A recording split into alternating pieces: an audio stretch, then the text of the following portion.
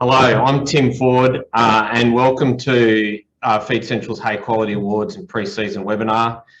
It's great, we've had over 100 people register and there's a few joining us as I speak. So it's great to have so many long-term clients and friends with us today.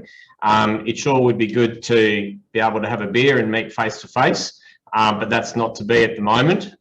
So I appreciate your support via the webinar.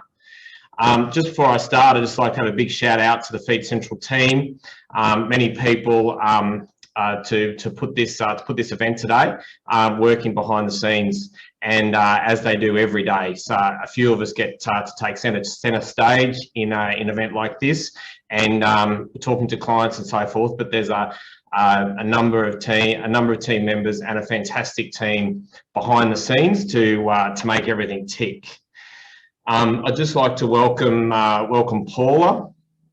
Paula Fitzgerald is the Executive Officer of the Australian Fodder Industry Association, and it's great to be partners through our new sponsor arrangement, Paula. So thank you for your attendance and for your words and your assistance in the webinar later on. It's very important to Feed Central that we have a strong and active Fodder Industry Association. So I strongly encourage those that aren't members to seek to become a member of AFIA and to support the work that they do. There's no doubt that this season has been a tough season. There's been the weather events at harvest last year meant that we have a lot of growers were affected by poor quality and weather damage at harvest. On top of that, we've had very severe mice plague through large parts of the country, which has in some cases decimated haystacks, in other cases really affected the saleability of the hay. We've also had a very soft market, and all the problems that we've had with COVID. You know, as an example of the quality issues that we're having throughout the industry, Feed Central currently has over 200,000 tonnes of hay listed, but only about 8,000 tonnes of cereal hay that we would consider to fit our customer specifications. And similar with vetch, we only have about 1,000 tonnes of vetch that would fit our customer specifications. So if you do have high quality hay, we're missing deals most days of the week because of the quality. So be sure to get in touch with our team. The quality issues and the toughness of the season and COVID and the challenges that we face as an industry is all the more reason why we have to have these events and why we have to get together and do the best that we can to acknowledge the hard work and the commitment that comes into making high quality hay.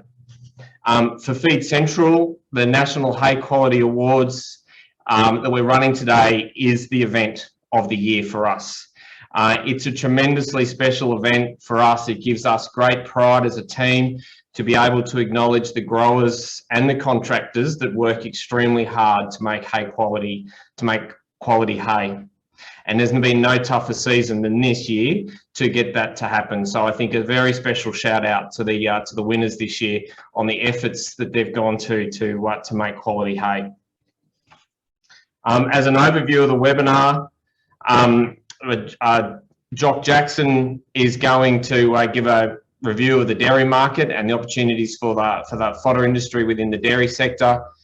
Kieran Maxwell will be giving the feedlot market report and the opportunities within the feedlot sector, and Nev Jenke will be giving us the overview of the beef backgrounders and the beef breeders market at a national level to help us understand the opportunities for the fodder industry within that space. Later on in the webinar, we have the Hay Quality Awards and a short presentation from Paula Fitzgerald from AFIA with a closing of question and answers. Sit back, the webinar will be over in less than an hour, so have your lunch, and thank you for joining us. Before I go and hand over to Jock, I'd like to make a special mention of the many long-term growers and clients and customers that are on this webinar. Greatly appreciate your support and your commitment to Feed Central over many, many years. There's some growers on this webinar that have been strong supporters of Feed Central for the 20 years that we've been in existence, and we greatly appreciate your ongoing support of our business. So I'll now hand over to Jock as Feed Central's account manager to give an overview of the dairy market.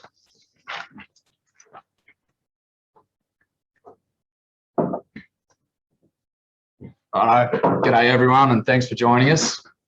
So I'm going to give a presentation on the dairy market. Overall, it's been good news for 2021. Affordable input prices, strong milk prices, and green fodder has been abundant. For many producers that I've been speaking to, 2021 has been the best year for dairy across the Australian Eastern Seaboard for many years. On average, milk prices are up 5% in comparison to 2020, and prices are expected to increase further in 2022 due to lack of supply. Bobby calves that were fetching $30 to $50 in the 2018-19 drought are now fetching upwards of $300 per calf. For Southeast Queensland, dairy farmers in Southeast Queensland have finally been able to take a breath after the horrid 18-19 drought and the patchy season of 2020. These farmers are finally starting to see some green and good crops grown on their own farms. Over 2021, the Southeast Queensland dairies still required supplementary feeding. Many were able to secure large amounts of cereal hay in 2020 for the 21 requirements. Prices of this hay varied, with many able to secure large amounts of cereal hay for less than $300 delivered off the paddock. As the year progressed, mice pressures and available quality of cereal hay pushed this price up to a $70 upside. Southeast Queensland dairies also required a significant amount of lucerne to replace the vetch that had been trading in the area for the previous 2 years. Lucerne traded at $380 to $450 delivered for the 2021 season. For the vetch, it just wasn't available this year. The quality wasn't good enough to bring from Victoria or South Australia, so lucerne took that place in the protein market. For the upcoming season, it is likely that demand for this region will remain stable, with early cereal hay procured, and it's likely to be less than $300 a tonne again. And our prediction is that lucerne will become more abundant in the upcoming hay season, which is likely to ease the price of lucerne further. For New South Wales dairies, New South Wales had an amazing season, and that's on the back of 2020, which was also a very good season for New South Wales. So they were mostly inactive in purchasing fodder in 2021.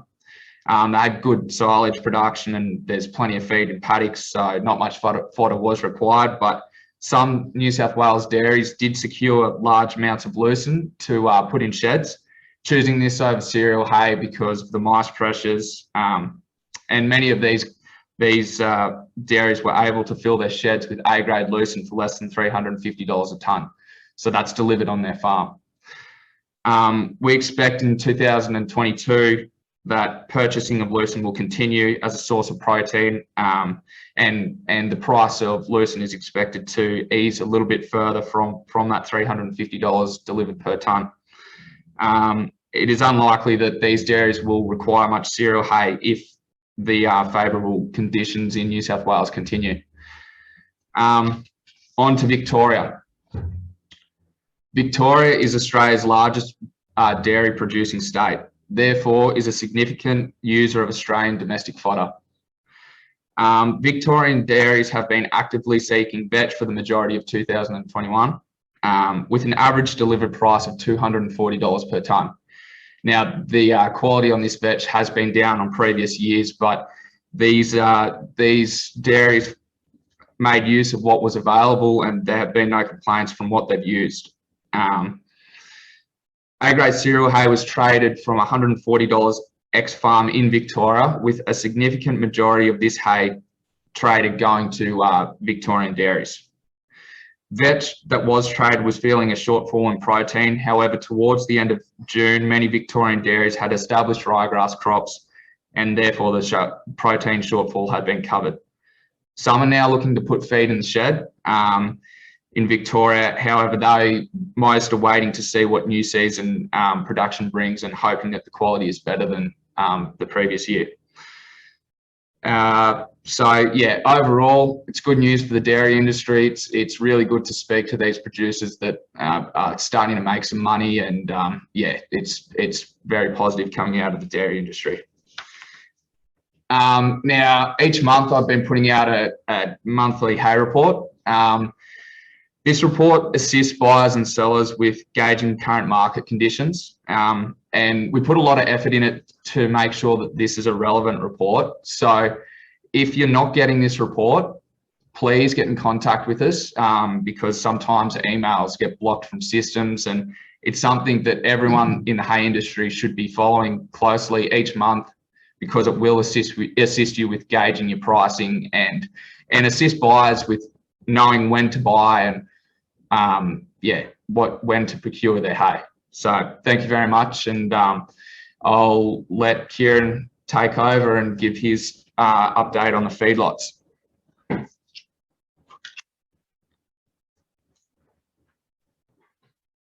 Good afternoon, everyone. My name's Kieran Maxwell. I'm the General Manager of Feed Central and also looking after a lot of our feedlot marketing customers. I suppose one thing that I wanted to say about this webinar is that we're obviously giving some information in regards to the markets that feed. So we will have more hints and tips in regards to the fodder market in general at the end, but it's important to get across the messages in regards to the markets that we feed into, and what's happening in those markets that may impact in a positive way or a negative way, but we want all positive. Within the larger, what I'm talking about is the feedlot and the larger feeder market, and basically the influences that are happening there. So there's a herd rebuild phase happening. Now, Australia remains in a strong resurgence of this rebuild. The grips of extreme pricing versus demand is all up. From a restocker, a grass-fed grazer sector, to a lot feeder and processors, all competing for the same pool of livestock. On a pricing factor, basically remains an extremely competitive market.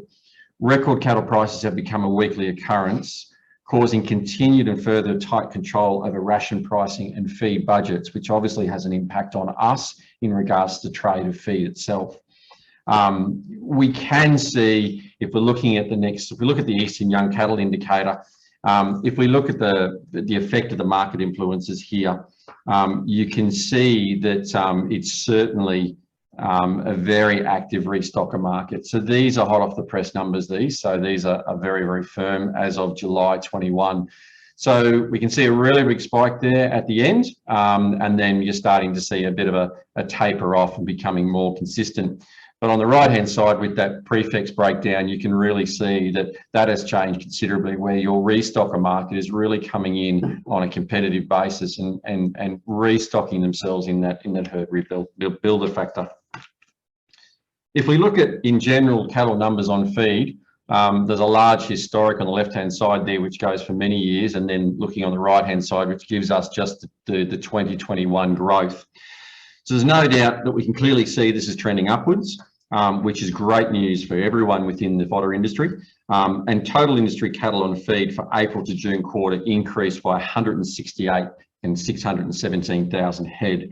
And that's reaching a total of 1.173652, so 1,173,652 head. So that is growth that we are seeing, and great confidence. Queensland alone just increased by over 30%. Now it's 708,000 of the industry, or 708,500 of the industry, and clearly demonstrates the confidence within the feeder margins, even though they are still under a bit of extreme pressure. All states recorded much smaller increases, with WA the only decline. It is noted, though, that obviously the increase are generally within the larger or largest of the lot feeding operations. Where there remains some level of unpredictability within the market, operators are keen to ensure that they have the numbers to succeed with the continued supply and customer demand. So the overall grain fed market looks to be remaining really, really strong.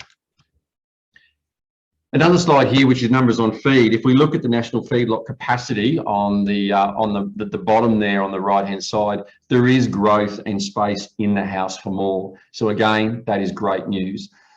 As the herd rebuild continues, we're going to see that continue to rise. So again, good news for that. The turn-off itself, which is the cattle heading out the other side, we can see June 20 at the end there was 696,000. Again, March was down for 21, but again, we're heading upwards trend. So positivity can come right across that market. The market drivers and influences. So there is an effect here, intake of heavier cattle to feed. This can less control of the overall carcass outcome. While suppliers have an abundance of feed to get their cattle to sale at heavier weights and reward from, it does have a bit of an effect on the other end. So closer management of while on feed can be required over these periods, and the length of time and the close control over the feed inputs to the animal possibly impacts the total quality at the end. So what does that mean? The overall quality of the ration needs to increase and be better again. So the performance levels of these animals in on feed, the straw, the cereal hay and everything right now, and will continue to be because we've got heavier cattle, is on the higher end of the quality. The grain non-roughage commodity pricing, well, despite recent downward movements in grain, export demand and world market seasonal conditions will continue to take their effect there. But the overall expectations is that the market will probably soften a little further and the feedlot demand for grain is not going to soften at all. Investments and expansions, we did mention this again last year, this is powered on. So extensive investments in milling, feed producing, infrastructure, while at the same time increasing cattle capacities have continued. Ration changing, we're always dealing with rations that change. There is the roughage itself in regards to straw inputs, there's been various conversations there and the timing of. Some operations through animal supplements have seen a slight drop in the roughage intake on some of their rations, but the upside is that the growth in the industry will take up that difference. So again, very, very confident as far as that's concerned. On the export side of things, just to touch on that, yep, down on down year on year, and that fell by 24% overall. The larger influences there were, of course, China down by 49% and the USA were down by 37%. So well-documented trade tensions and pricing plays their parts here. The premium market, so as a premium market supplier, which Australia is, and with the effect of high domestic cattle prices, it does remain a challenge, but the end-to-end box beef suppliers with strong control over their entire supply chain, including marketing, have become very successful in making the price to market succeed.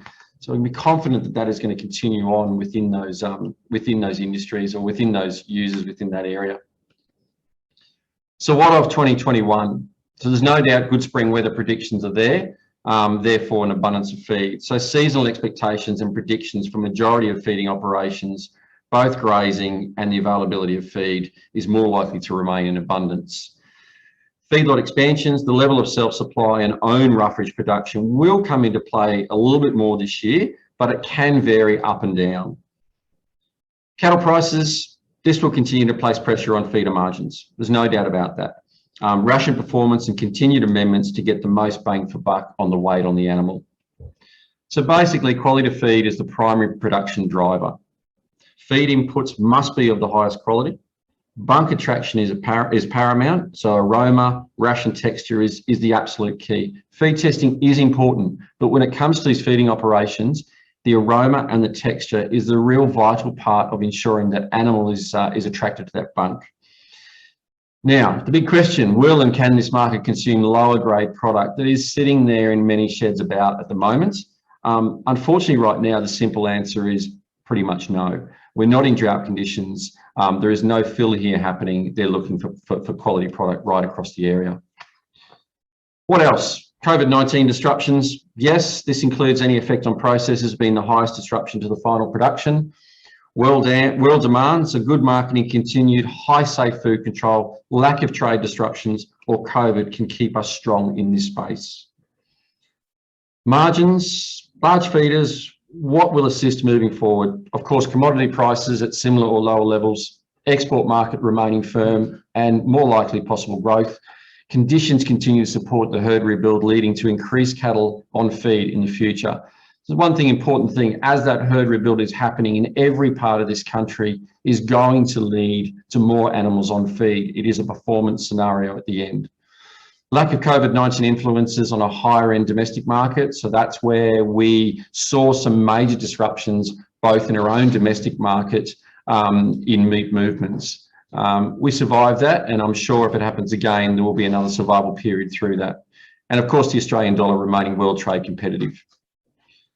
So for me at the end, when it comes to quality and consistency, we continue to see the expectations right across the entire feeding sector, go up year on year. And the current conditions, the weight of the animals going in and various other things that are happening, that is becoming more and more into this season, even more than what it was last season. Thank you for the time, and always here for questions at the end. And now I'd like to hand over to Neville Janke, who's going to give you some beef background and breeder market update. Neville is remote, so we're not going to do a chair swap out here. He is in one of our other offices, so we're going to bring him in, and he'll be on screen with you soon. Thank you very much.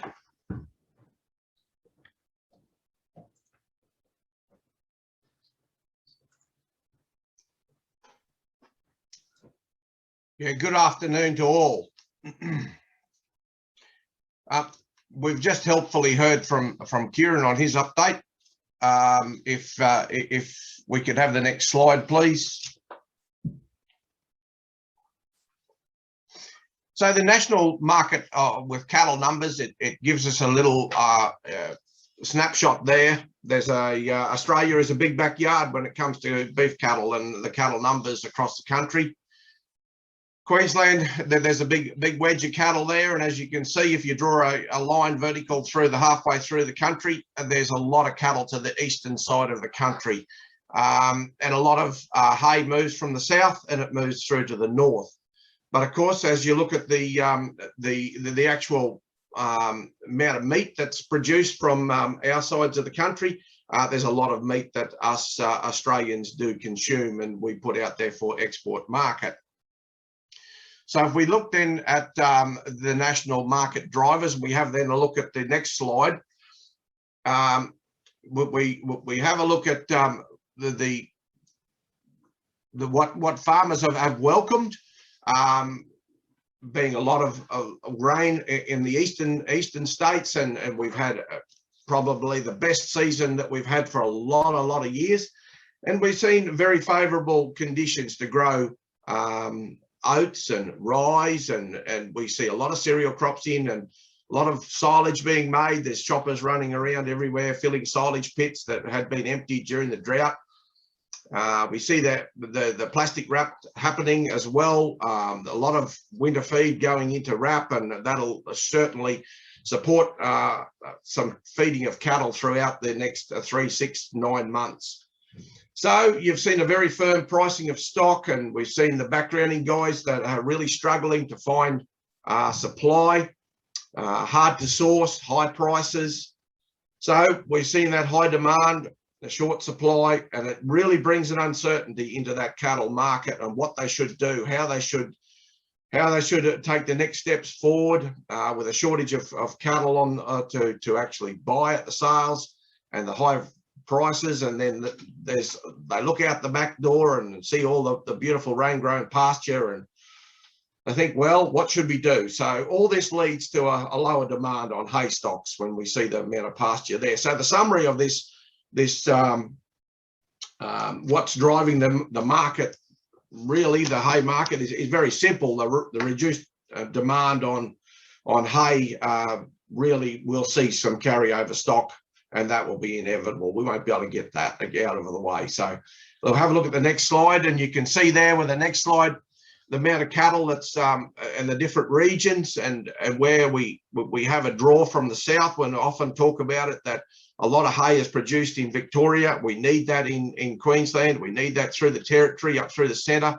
You can just see there the amount of cattle in all the different regions, and Kieran just so helpfully showed us and shared with us the amount of cattle that's actually in feedlots in that southeast corner and through the other feedlots into Victoria, into New South Wales. So A lot of cattle into feedlots, a lot of cattle still in backgrounding situations where they're getting ready to go into feedlots. So there's a lot of hay that moves from the south up to the north. So we'll have a look at the next slide, and that'll give us a little picture of some of the outlooks and the questions that are being asked as I move around the different areas and have a talk with people. So the first little section of the 3-month period, how much, and the question when we kick around the paddocks, well, how much feed, the questions are there, how much feed do you have in the paddock? Depending on the rain of this period and the spring growth, do you need to redo the feed budget? So, should we be looking at turning off some cattle? Should we buy some more cattle? How can we do it? How much feed required for the stocking numbers at present? So we'll actually do a stock take then on how much pasture's in the paddock and how much hay's in the shed, or how long do I need to feed these breeders to calving just to get things through so we can get some more feed on the ground. Then you open the door and you have a look at the next 6 months, and we can sort of project forward that. You see the new season cereal hay coming on, and how much should I buy? What should I do? How much summer rains are going to be? What if it's a late start? Do we have enough hay in storage? And so there's all these questions that float around, and the answers just keep tumbling out. Well, have a look at the grass in the paddock. Have a look how much, what your plan is with your nutritionist. What should you do with these backgrounders? We've got to get them to the weight that needs to be there so they can go onto feed in feedlots. And so there's always some flexibility about buying and selling cattle, what they should do, what they shouldn't do when they look out the back door. But I always try and encourage them to look at a storage plan, to fill the sheds with hay and make sure that they've got hay there as the basic requirement for feeding cattle. You need your shed full of hay, and no better time could it be in the next 6 months to make sure that shed's full. So then when you look at the next window, when you look out there a little bit further, you look at the 9 months time, that's coming into winter time next year. And we always encourage people to make sure they've got cereal hay and they've got protein hay in stock, that the winter buyers of feed are always there. And the breeders and backgrounders are always looking and making sure they've got things in order. So if we then look at the next slide, we can look at the different regions and the outlooks there. Central Queensland, North Queensland, that traditional wet season that's normally there from January through to the end of March. A lot of places have missed it over the last 6 years anyway. This last year was tragic. There was good rain to grow pasture, but no stock water. A lot of places are really screaming out for stock water into billabongs and dams, and no flow in the creeks. So you're seeing a lot of supplements being fed. Tubs out there with molasses-based feeds. You're seeing the standing dry feed out there. There's lick blocks going out. There's some draw on the pasture hay reserves that they've got there. But the only guys that are really getting stuck into feeding really in that central and North Queensland area, the stud bull operators. They're putting bins in paddocks to finish off those bulls ready for the spring turnouts to the waiting females. So those guys are really getting stuck into and finishing off those guys. So then we'll look at the next slide that takes us down to the South Burnett and the Darling Downs, Western Downs. They've had a ripper of a season. Great moistures. We saw a wet, probably a late autumn sowing for their barley, wheats, oats crops. A lot of cattle at the moment up to their bellies in oats and pasture feed. They're really doing extremely well. The mice were a real big problem through those areas. So any storage of hay, there were stacks there that were erased pretty quickly. But that seems to be easing now, that mice problem, as we just touch on that just a little bit further. It seems to be moving up into the central Queensland area. We see the alarm bell starting to ring through that Billawheeler, that Central Highlands area at the moment. So they're watching there intensely, that mice problem moving through there. So if we have a look at Northern Rivers, New England, that's been absolutely beautiful. Best season for a long time. Guys through those New England ranges there with feed under the bellies of their animals. It's just beautiful to see. So very little movement of hay into those areas. There's just been the odd load of lucerne put into sheds just as a top up for those breeders in those areas. The mice did cause a lot of grief in those places. Anybody that had a little bit of cereal hay stacked in sheds, anything that was a little bit later cut stuff, the mice really did some damage. So if we have a look at the next slide as we move further south into New South Wales, not a lot of setbacks in those areas. The Rangers had some really great season, and then the southern parts, there's a few loads moving into the southern parts right now. In the southern part of New South Wales, it's dried off a little bit. Rain at all at the right times it seemed to be. There's been quite a few loads of roughage to balance up the lush clovers and rye and so forth. So just to put a bit of structure into the animals' feed base at the moment. So that's been a very key area for those things. So if we move to the next slide, we'll just see a few closing comments there that we can say that as we started out, Australia certainly is a big place. It's home to a lot of cattle. We've had an exceptional season this year and for the last 12 months. But rest assured, as we look at all the climate outlooks, the dry weather will return. Hay will be required. So any of the hay growers that are listening today, we will need stocks of hay. It did happen in 17-18 and 18-19. We drew on a lot of hay that was made in the 15-16 years. So we can be rest assured there will be hay required right across this great country. So the numbers on the eastern seaboard will increase. They have increased. The breeding's happening. The bulls are doing their job. The feet of the cattle, the calves are hitting the ground.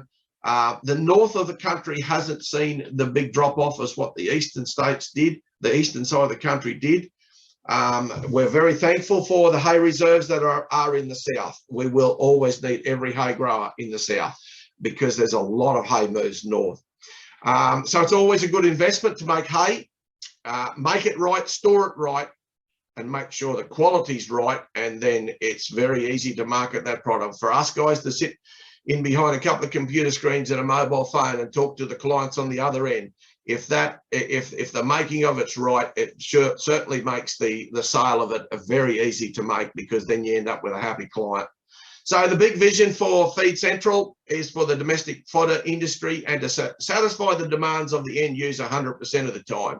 That's our goal. That's what we plan to do. We love to talk it. We love this industry. It's part of what in our DNA. So the mission probably of Feed Central is to offer to the industry the commercial tools to allow this to happen. Those commercial tools are very, very, very, very, very simply laid out in the fact that you inspect the product, you test the samples, you then look at the market platform that's offered to market your product on. And at the end of the day, it's to satisfy the client. So all in all, we just love to have happy clients. We like happy cows, and that means it's a good result for everybody. So as we turn then to the next slide, Kieran will then take you through as an introduction to the awards. Thank you.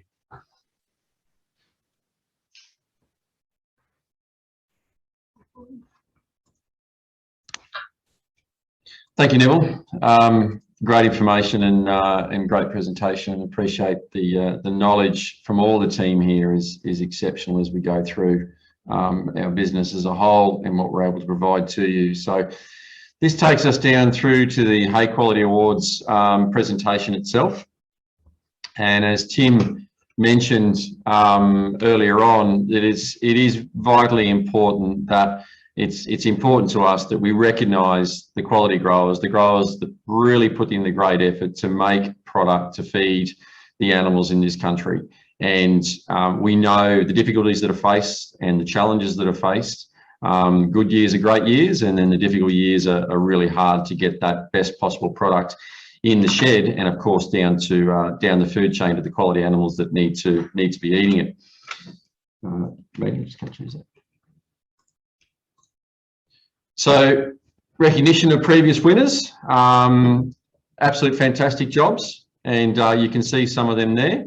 And we certainly will be getting images of the growers of this year. COVID is making it a little bit harder, but certainly we'll be getting images of the growers and the awards of this year's with trophies in hands. and they'll be adding more winners to their walls, and certainly the list that we have ongoing as well, which makes us very, very proud. Just to give you, I'm going to be brief on these slides, but it is give you a bit of an oversight in regards to a season that we faced. It has been challenging. Tim mentioned it before. It has absolutely been challenging, both in wetter conditions, curing conditions. We saw the effect on vetch. There was a lot of vetch put in the ground, and unfortunately a lot of it didn't make to the standard that was required, or was damaged. So compared to the year before, if we look at the seasonal results for cereal hay from 1920 to 2021, you can see there, just from feed tests alone, the major impact on the product right across the board. So we saw a higher fibre content. We observed a relative feed value drop of 19 points and 12 points in barley and oaten. Crude protein remained reasonably similar, but it was all about the digestibility and mainly the effect that was having on the product. Starch values also increased in cereal hay crops as well. If we look at the legumes in general, the season results from 1920 to 2021, again, we saw some significant drops. Legume fibre, again, higher. Relative feed value of lucerne, similar to last season, but saw a decrease of 23 points in the vetch. So there's no doubt we saw lucerne as the winner of this season in regards to production was concerned. And we haven't seen, certainly the level of lucerne that we saw produced, listed on our site, inspected, feed tested. It's probably the biggest increase in lucerne production that we've seen probably over the last 3 to 4 years, and certainly reasonable quality as well. So it was the winner of the season, there's no doubt. This particular report is drawn from one of our, from Kimberly in our lab manager there. She wrote a report on the season itself, and you can read the full report by scanning that barcode on the right hand side. But it is also available. All this information is available on our website as well. Not to mention, this entire webinar will be available as well. There is a special note this year. So due to quality and production reasons, this year there is no Queensland Lucerne Awards, there is no Queensland Cereal Awards, and there is no state-by-state vetch winners. There's only a national winner for the vetch. We also, of course, at all stages acknowledge the contractors that work with growers to do the best they possibly can to make sure the product ends up in that bale at the best possible quality that you can raise. So look, it was something we made a decision on when we looked at all of the lots that were in our system, keeping in mind that this is for hay that is inspected through the Feed Central system. That's where the numbers are coming from. Visual awards, just to recap on that, vetch, cereal, lucerne and hay categories. There is one recipient for each category awarded per state, and the national awards for outstanding product in each category. The visual grade parameters run from an FCAA, FCA, FCB and FCC. So that's the grading categories that we have within our system, and they're the descriptions that are fairly easily understood as far as those particular visual grades. That's on the visual grade only. If we move to the feed analysis awards, that's a separate test altogether, obviously via our NIR testing here in our own laboratory in Toowoomba. So vetch, cereal and lucerne hay categories, one recipient again for each category awarded per state.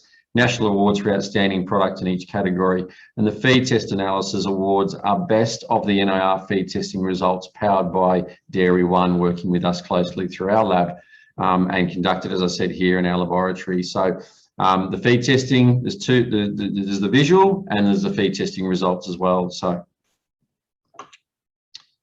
now at this point in time, we would like to welcome Paula Fitzgerald in from the AFIA Chief Executive to present the awards to the winners.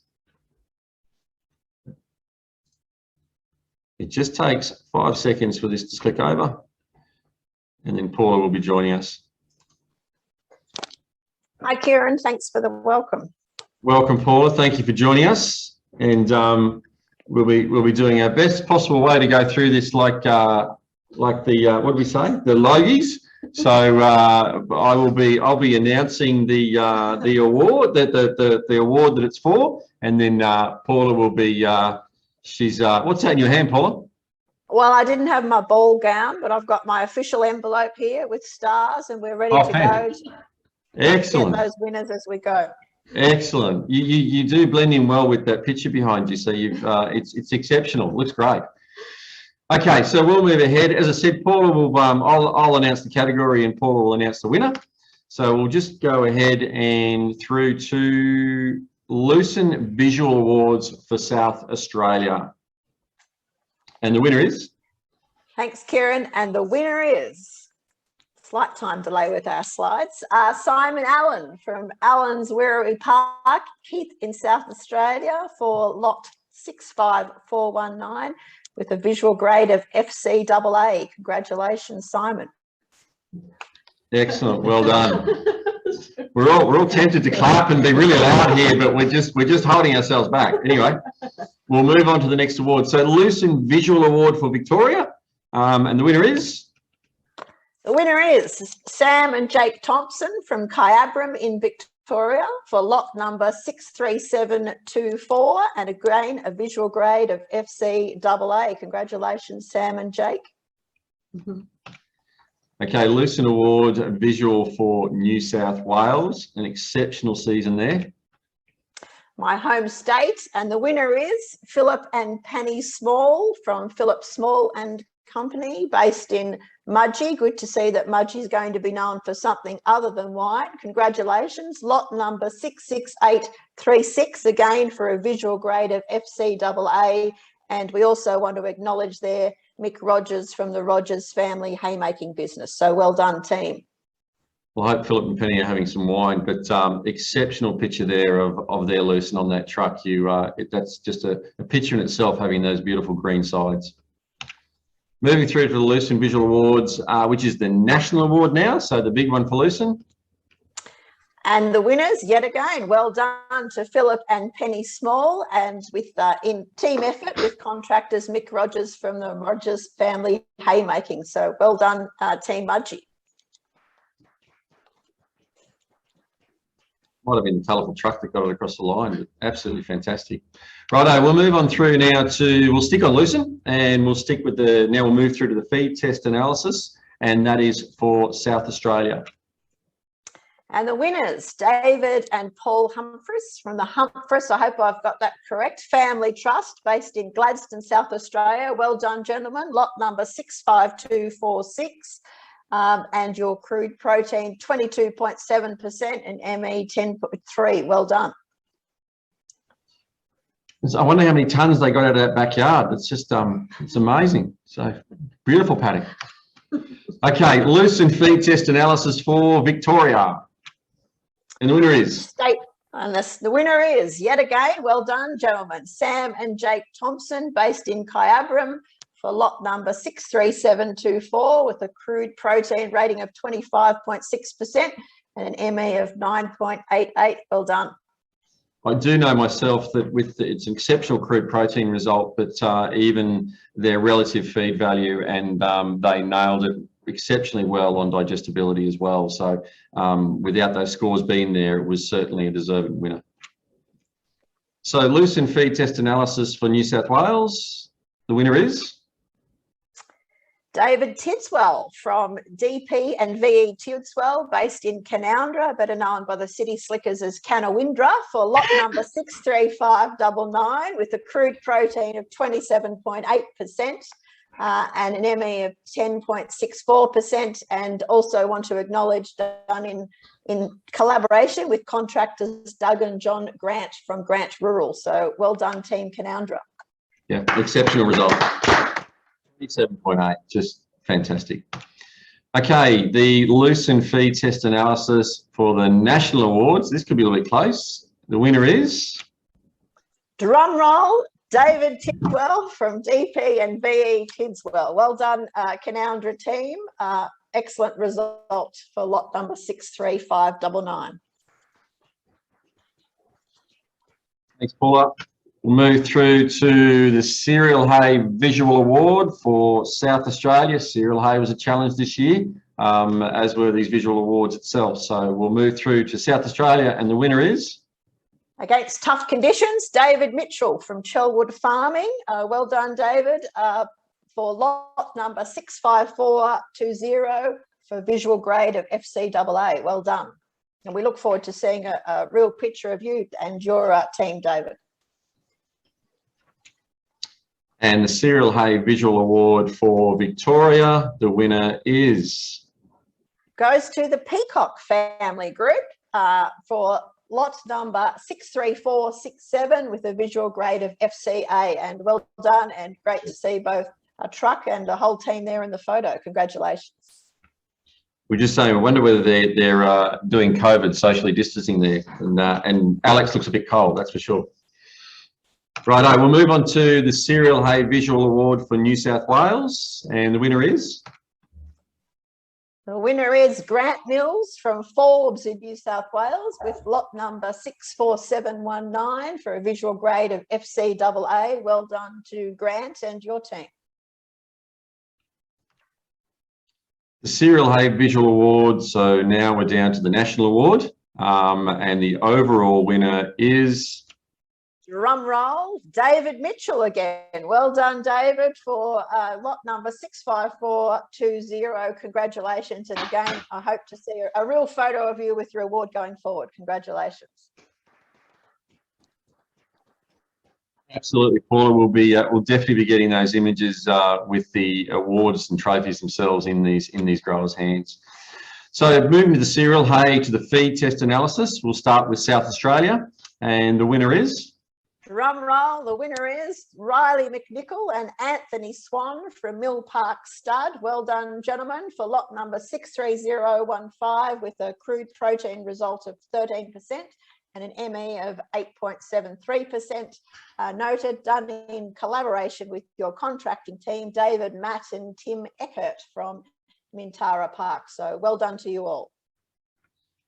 Fantastic. Cereal hay feed test analysis for Victoria, and the winner is? The winner is the Peacock family again. Well done, Peacock family. I'm sure by now, Kieran, they've moved from socially distancing to group hug, but well done for lot number 63457. Congratulations. Okay, moving through to the cereal hay feed test analysis for New South Wales. There's been an interesting result by comparison. And the winner is? Winner is Scott Beveridge from Mile Park Partnership. Well done, Scott. Lot number 63825 with a crude protein of 13.2%, ME of 8.36, and done in collaboration with contractors Andy Roach from Roach's Contracting. Well done. So I think Andy must have been part of not losing too much of that protein there in the baling period and making sure it's all correct. So yeah, exceptional result there of 13.2. So we'll move through to the feed test analysis for cereal hay national, and the winner is, I think I know where it's going to be. Back to Scott. Well done, Scott, for your award, and congratulations to you and contractors Andy Roach. Well done. Right. Now, vetch, this is a visual hay. This is where we're moving straight into a national award, as I mentioned earlier in the presentation. So vetch hay visual award, national only, non-state, and the winner is? Drum roll, Wayne Najaki. I hope I've got that correct, Wayne, with your wife Bianca and daughter Addison for lot number 64565 with a visual grade of FCA. And if I haven't pronounced your surname correctly, I owe you a beer, but well done to Wayne, Bianca and Addison. Might be more than one beer when the next conferences start to go up, Paula. We're looking forward to those when it all ends. Vetch hay feed test analysis national. So again, national award only, and the feed test analysis winner is? Drum roll, Danny Steer from BM and JD Steer in South Australia. Well done. Lot number 65007 with a crude protein of 26.2% and an ME of 10.19. Well done. Congratulations to the Veg winners. Righto, thank you, Paula. You stay on. But look, what I just want to remind everyone that we do have a Q&A session coming up very, very soon. So to submit your questions, you just do it through the Q&A, which will be more likely at the bottom of your screen, and just type your question into there and we'll get to that at the end.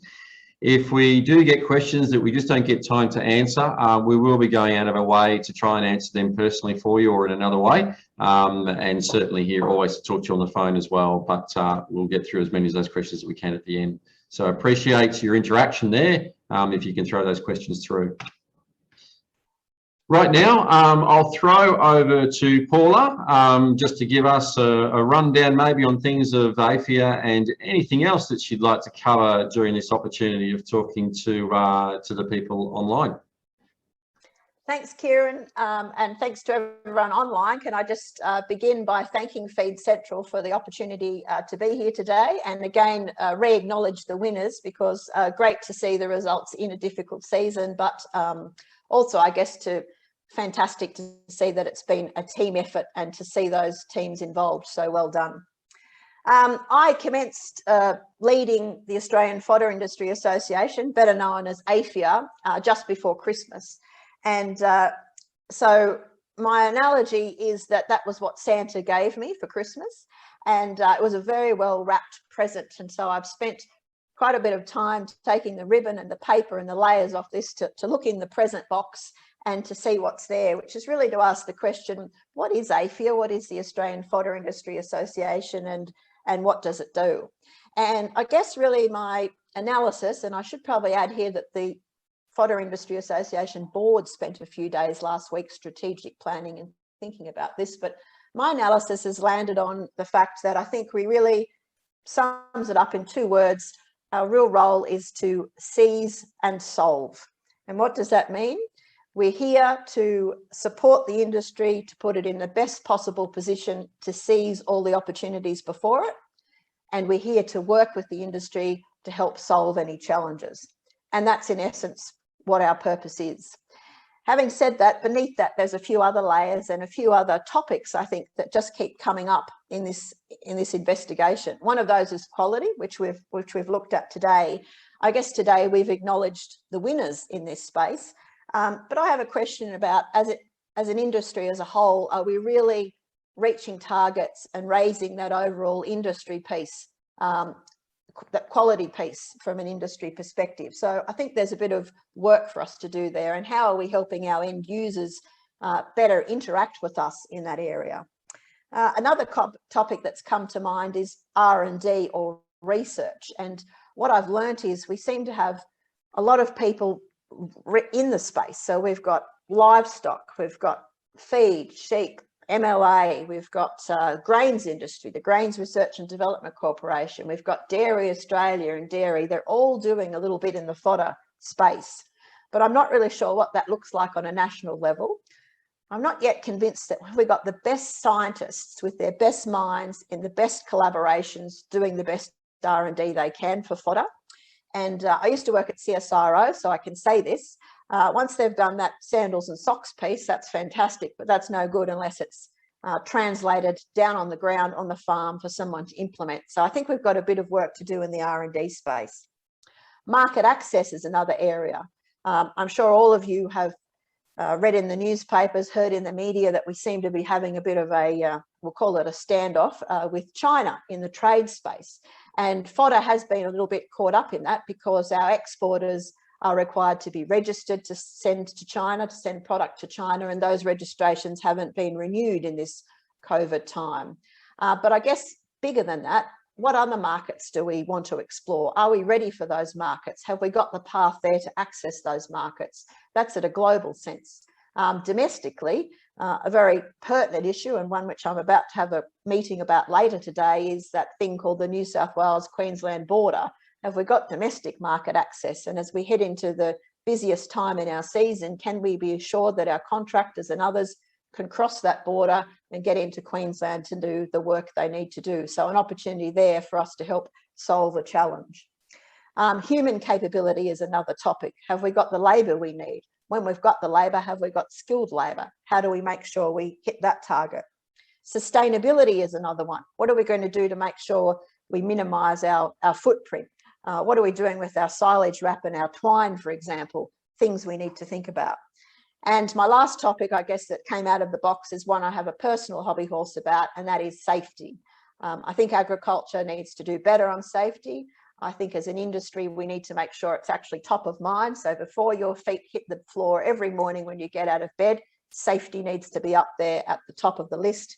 How do we support our industry to solve challenges around that? How do we take opportunities presented by new technology to make sure we're operating more safely and ultimately striving for zero accidents and deaths in our agriculture community and our fodder industry? So that's where I'm looking at, having unpacked my Christmas present from Santa. I'm really looking forward to working with the fodder industry and with all the interconnecting commodities and supply chains and others that have a part of that. Ultimately, we want to be able to connect with every person that touches fodder and to help them seize those opportunities and solve those problems. But we can only do that with engagement with everybody. And so on that note, I encourage your engagement, feedback, thoughts, input, suggestions, opportunities, issues. I'm going to do it the old-fashioned way. Hop onto our website, www.afia.org.au, that's AFIA, or connect with us on social media.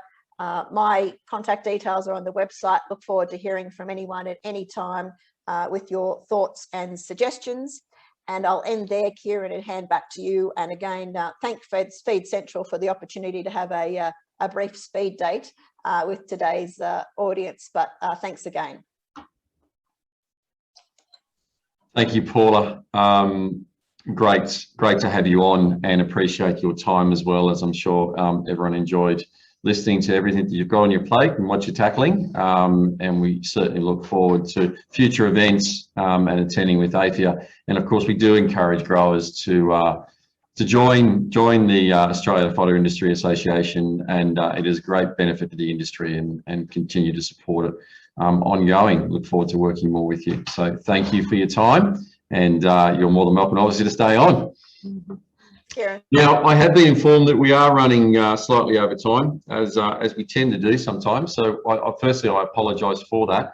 But what I do want to do is, before we get into the Q&A, I just want to step on some take-homes and then give you a final point that I think is strongly from all of us, both from Feed Central and within the industry itself. So the fodder market requirement summarised is that there is a higher end for quality, there's no doubt. High density bales come with that. Shedded product to ensure that we've got the year's supply ready for those feed gaps that come up. Market more likely to remain a little bit soft, yes, at the beginning, but a further period of impact of feed on the ground, yes, does affect that. But, you know, feed is required. There's no doubt there will be a gap somewhere into the year. New season, better quality product. Look, it will more likely absolutely move first, because that's what the market is looking for. We've seen that's what the market is looking for the majority of this year in itself. Any lower level quality hay, it will sit around possibly for a good lengthy period. So be prepared for that. And there's no doubt that the day will come that it will move. Making hay, look, just ensure the best windows production is there. Choose them as best as you can. We know that's the lapse of the gods sometimes. But again, as we always say, be patient. Quality over yield. It will be a year of quality over yield if we've got bulk crops and cutting slightly higher to get that feed test result slightly better. So, you know, you are going for that better quality. Make sure you're striving for that. The end users are seeking quality to high quality product only, not just fill. We're not in drought conditions. Remember, cattle are expensive. So buyers will wish to keep their conditions, to keep the condition of those cattle as a priority. So I suppose in the back of this, you do need your finances ready for some prolonged selling period for some product. And we do say that often as well. The forecast summarised, return to historical to lower, hate saying lower, but For some product it will be, and price positions, again, just historical normality. What is normal? Well, we've all lived these seasons before and we get a good indication of what they are. Differentiate on feed test, visual quality, bale weights and location. That's always important for the product that moves and what's needed. Cereal hay, please, these prices are very, very broad. We haven't split them down regional for you, but it's very, very broad on what we have seen at the moment and what we would probably see moving forward, at least well into this season. So cereal hay maybe of that 140 to 250 per tonne ex-farm. Straw down as low as 50 and up to maybe that 120 mark, and per tonne ex-farm. Lucerne 220 to 320 per tonne ex-farm, and vetch sitting around that 170 to 230. The vetch side of things, Lucerne fairly confident as far as a good production year. Vetch could be, we could be in for more damaged vetch this year depending on the weather conditions, but fingers crossed that wonderful product does come off in more tonnes in better conditions. Tune in for our up and coming webinar. So we've got another webinar coming out. It will be all about listings, listing hay with Feed Central, and using the system and how you can most effectively use that. And then we will also have a tips for a profitable hay season, which is a book that we put out every year. We have updated that, and we wanted to release that straight after this webinar. The last thing that I really want to leave you with is that despite everything that we've spoken about today, both the markets that are eating your product and we feed into, and then am I making hay, what's the season going to be like, there's all season products still sitting in sheds. Going forward, the most positive thing for the fodder industry is that our customers are profitable. You've heard it from Jock, you've heard it from myself, you've heard quite confidence through all of these presentations that those markets are confident, and there's no doubt there is a profitability there. And if things are tight at the moment, they're going to be working more and more into a profitable section. So when feed gaps come, they will be well resourced to invest in their head via quality feed. They're not going to let them go backwards.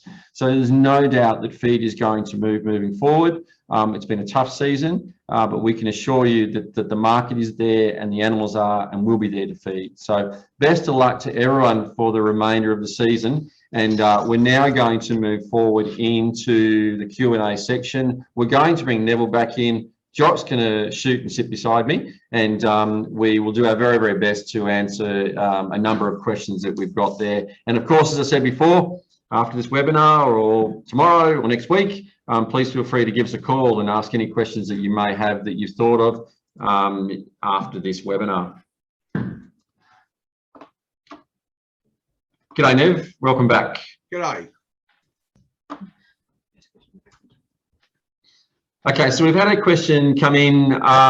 Enjoyed the webinar. Congratulations to all the winners. That's fantastic. Thank you. And there was a question there in regards to variety detail included in these entries. So I'll answer that question. Varieties themselves do come into our quality certificates. So when a product is inspected and when it's on our system, all of that information is sitting there on that product itself. If that product then is all sold and you can't find that online, you can certainly give us a call and we can talk about those varieties. Our feed testing lab and our inspections where we've got varieties, we certainly can give details on those varieties. Absolutely no problem at all.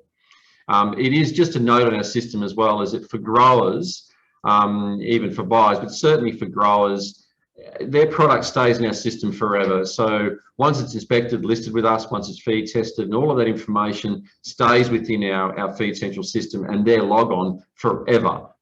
So all that information sits there in the background for growers on a permanent basis. Okay, there's another question here. Is protein hay still being sourced? So that's the question I presume they mean right now. I'll throw to Nev on that one. Yeah, well, just to answer that very in a very simple way, yes, protein hay is the flavour of the month, I suppose, right now. Protein grows milk, protein grows meat, so they're looking for protein at the moment. And protein is the thing that's not in some of this pasture grass that's in paddocks at the moment. It's a cheaper way to put it into a feed ration, because protein sources on the port, being soybean meals, all those meals and so forth, are very, very high price at the moment. So yes, lucerne and vetches are sought after. Protein is the key at the moment. Right, now another question here. I have B grade cereal hay in my shed in Victoria. What am I going to do? Nev, I think I'm going to throw this one to you, and then Jock can probably come into it as well, because I know Jock has been dealing with and talking with a number of buyers in the Victorian region. So either one of you can go first if you like on that one. B grade cereal hay in Victoria, it'll be a local market that will be looking for it. So it'll be a market across Victoria that hay will go. You won't find too much of the B grade hay coming up into the feedlot market or into the central Queensland market. They like to get the very best that they can get. If it were a drought year, you would see it B grade hay move tomorrow. But at the moment, when there's such a mass of hay in sheds that is good quality, you're seeing buyers pick the eyes out of what they want. So, and the B grade's being left at the moment. It's not saying it won't sell. It'll just take a little bit more time.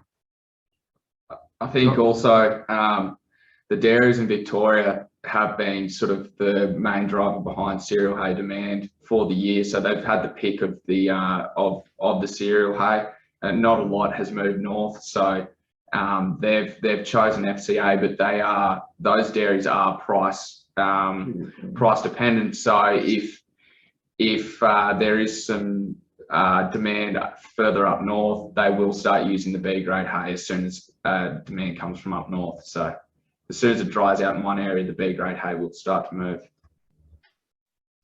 We're just going to bring Paula back in. There is a question here for Paula that we'd like to share with her, and if she can answer that, that would be great. It'll just take a couple of seconds for Paula to come in. Hi, Paula. Bye. Excellent. There's one question here, Paula, that a person has for you.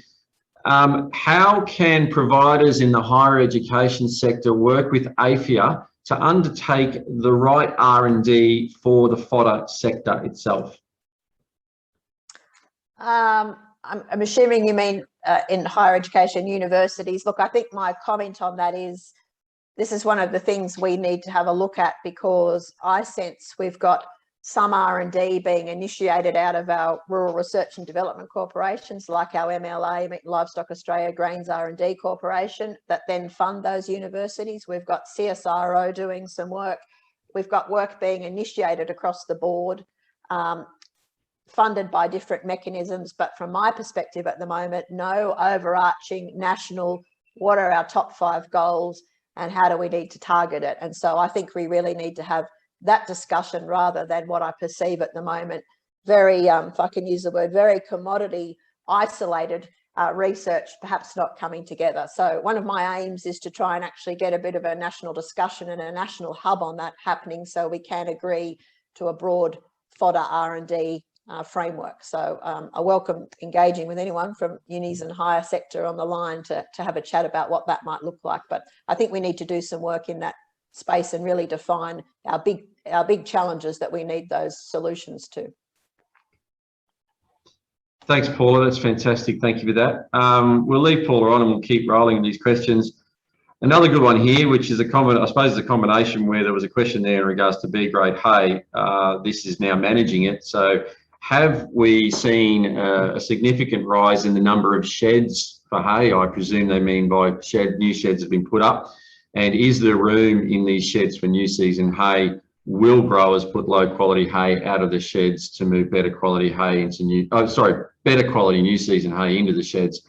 Well, I suppose I'll start with the first one. Yes, there's no doubt there's been a significant rise in the number of sheds for hay that have been put up.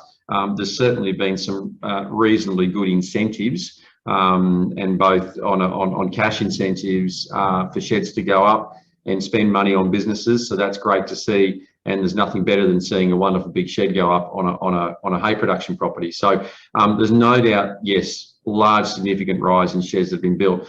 talking with a number of growers, when we move to the question in regards to old season hay, moving out, putting the new season in, the conversations that I've had is I'll probably more likely leave it there and I'll build another shed. There's been more of those replies than thinking otherwise, because the knowing that it will eventually move and the investment of another shed is actually better. So there's no doubt that we're seeing that.